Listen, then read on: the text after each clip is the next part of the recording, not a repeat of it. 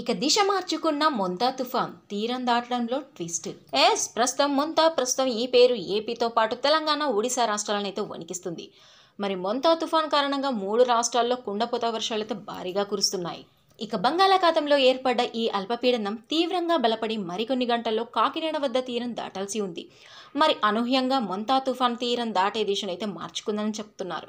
మరి కోనసీమ జిల్లా అంతర్వేదిపాలెం లేదా అమలాపురం దగ్గర తీరం దాటే అవకాశం అయితే ఉందని వాతావరణ శాఖ నిపుణులైతే తెలుపుతున్నారు. మరి రాబోయే 3-4 గంటల అత్యంత కీలకమని అధికారులు హెచ్చరిస్తున్నారు. ఇక తీరం దాటడానికి 6 గంటలు పట్టే ఛాన్స్ అయితే ఉంది. మరి మొంతా తుఫాను ల్యాండ్ ఫాల్ ప్రక్రియ ప్రారంభమైందని చెప్పొచ్చు. బంగాళాఖాతంలో ఏర్పడిన మొంతా తీవ్ర తుఫాను తీరాన్ని తాకింది.